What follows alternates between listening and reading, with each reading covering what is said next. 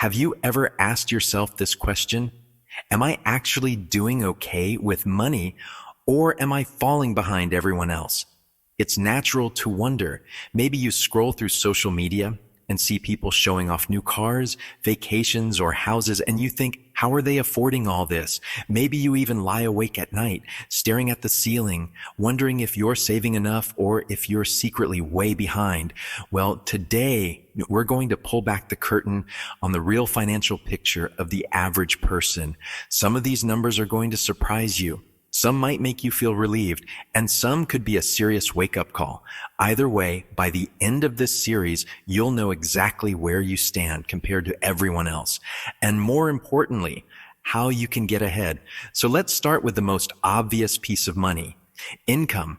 The typical full-time worker in the United States today earns around $1,196 per week, which comes out to about $62,000 per year before taxes. Remember, that's the median, not the average, meaning half the workers earn more than that and half earn less. Now, $62,000 might sound pretty solid, but once you factor in federal taxes, Social Security, Medicare, and state taxes, depending on where you live, you're often left with something closer to $45,000 to $48,000 in actual take-home pay. Now, here's where it gets interesting. The average American household spends about $77,000 per year, which breaks down to roughly $6,400 per month. If the typical single worker is taking home less than $50,000, but the average household is spending more than $77,000, where's that money coming from? For many households, it's a mix of multiple incomes, credit cards, or slowly draining savings, but it highlights a major gap. Most people are not truly living within their means. So let's think about this. If the median individual income is $62,000, but the average household spending is $77,000, then even two people earning that median salary would barely cover their expenses once taxes are taken out. And if you're a single income household trying to match that lifestyle, chances are you're either in debt or constantly stressed about money. This is why knowing the numbers matters, because on the outside, people look like they're thriving, but under the surface, many are living paycheck to paycheck. But income and spending are only the beginning. The real test of financial health is savings, especially for retirement. And this is where things start to get scary. Almost half of Americans have no retirement savings at all. Zero, not even a single dollar set aside for the future. Among those who do have something saved, the balances vary a lot by age. Younger workers under 35 often have less than $15,000 in total net worth. By the time people reach their 60s, the median retirement account balance is still often under $100,000. And if you do the math, $100,000 in retirement doesn't actually go very far. Following the safe withdrawal rule, that only gives you about $3,000 to $4,000 per year to spend. Not exactly a dream retirement. And that's why so many Americans lean heavily on Social Security. The average retired worker's Social Security benefit right now is about $1,900 to $2,000 per month, or around $23,000 a year. That might help cover basics, but if you're relying only on that, it's not going to fund a comfortable retirement. At best, it might cover groceries, utilities, and a few essentials, but definitely not travel, hobbies, or medical emergencies. So far, we've covered income, expenses, and retirement basics. And already we're seeing a clear picture. The average American isn't actually in great financial shape. In fact, the average is struggling, and this is just the surface. So where does all the money actually go? If the average household spends over $77,000 per year, how is it being divided up? Let's break it down. The single biggest expense for most people is housing. Whether you're renting or paying a mortgage, housing eats up a massive chunk of income. On average, Americans spend around 33% of their take-home pay just on housing. That's rent, mortgage payments, property taxes, utilities, insurance, the whole package. Think about that. If you're making $4,000 a month after taxes, more than $1,300 of it is gone before you even step outside your front door. And if you live in a high-cost city like New York, San Francisco, or Los Angeles, housing alone can easily swallow 40% to 50% of your paycheck. Next is transportation. Cars are one of the sneakiest wealth killers in America. The average monthly car payment right now is around $750 for a new car and about $530 for a used car. Add in gas, insurance, maintenance, and registration, and you're often looking at over $1,000 a month just to keep a vehicle on the road.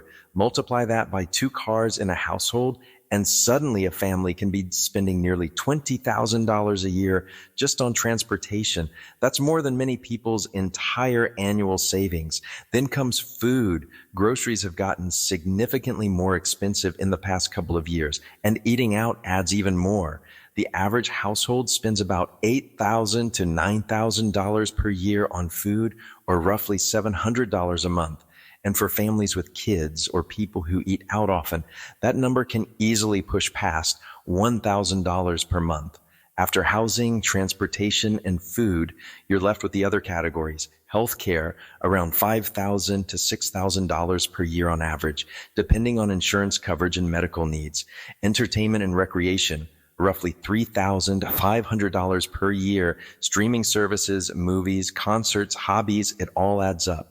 Clothing and personal care, around $2,000 per year. Miscellaneous spending, gifts, subscriptions, random shopping, all those little $20 here, $50 there, purchases that quietly drain thousands of dollars a year. And here's the painful truth. After covering these basics, most people have almost nothing left over to save. That's why surveys show that nearly 60% of Americans couldn't cover a $1,000 emergency expense without borrowing or using a credit card. So if you've ever felt like your paycheck vanishes the second it hits your account, you're not imagining it.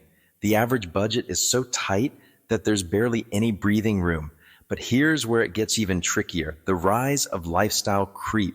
Lifestyle creep is when your income goes up, but instead of saving or investing the difference, your expenses rise right along with it. You get a raise at work, and suddenly you're eating out more, buying a nicer car, or moving into a bigger apartment. And before you know it, your bank account feels just as strained as it did before. This is why so many people feel trapped in a cycle, even when they're earning more than they ever have.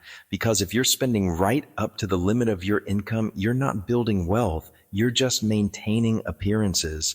And that's the key here. So much of modern spending isn't just about survival. It's about appearances.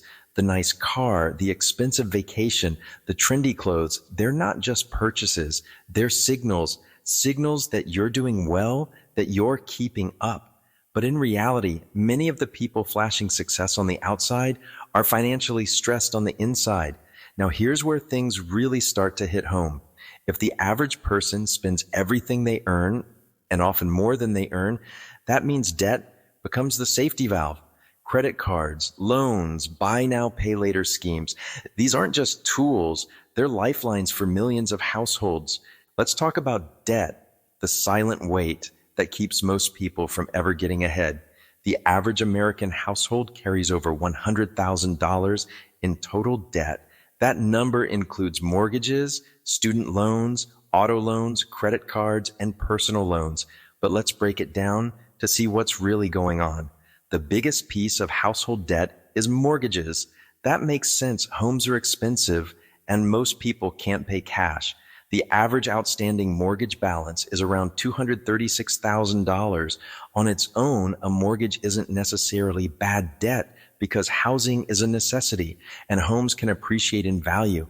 But when monthly payments stretch too far, when people buy more house than they can afford, it leaves them cash poor, even if they're technically building equity.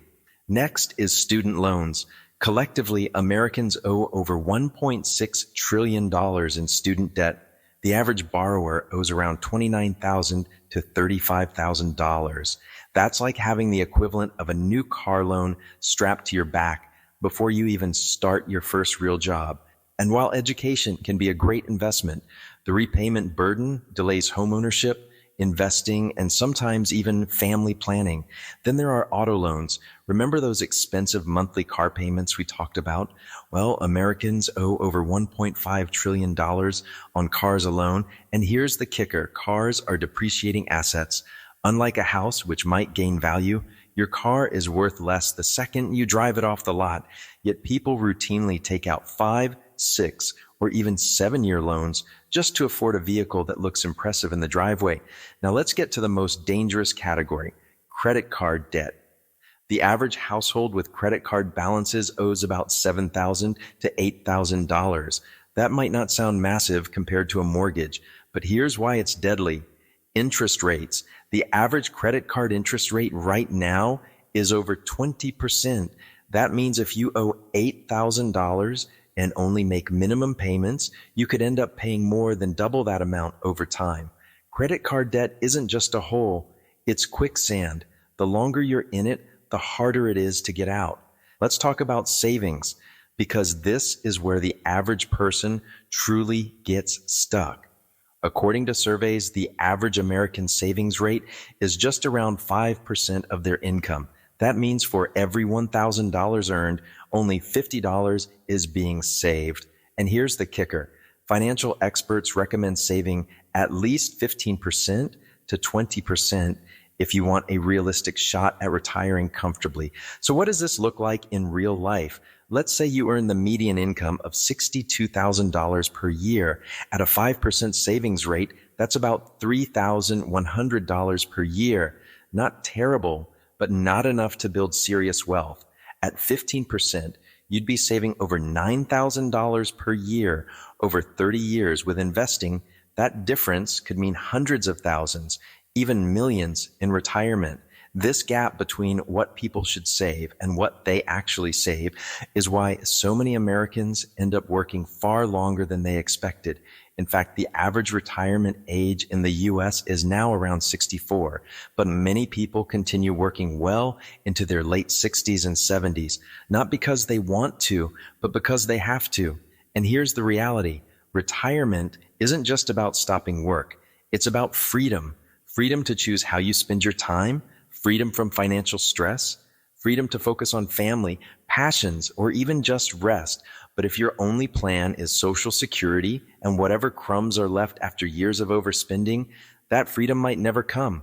Now, here's the good news. You don't have to be average. In fact, you shouldn't want to be. The numbers we've been going through, the average income, the average spending, the average debt, the average savings, these aren't benchmarks to aim for. They're warnings, because the average person is stressed, broke, and unprepared. But the moment you decide to be intentional with your money, to live below your means, to save aggressively, to invest consistently, you're already separating yourself from the pack. You don't need to earn a 6-figure salary to build wealth. You just need to make smarter decisions than most people do. So ask yourself, do you want to be average or do you want to be free? Because the truth is, once you know what the average looks like, you can use it as motivation to go in the opposite direction. Here's your action plan. Track your spending. Know exactly where every dollar goes. Crush high interest debt first. That's priority number 1. Boost your savings rate. Aim for 15% or more, even if it feels uncomfortable. Put that money to work in investments that grow, retirement accounts, index funds, or other assets that build wealth over time. Protect yourself with an emergency fund so you're not relying on credit cards for the unexpected. If you do these 5 things consistently, you won't just beat the averages. You'll set yourself up for a life where money is a tool, not a chain. And that's the bottom line. Being average with money isn't enough, but with the right habits, you can build a future that's far above average. If you found this video eye-opening, do me a favor. Hit that like button so more people can see this and start improving their money habits too.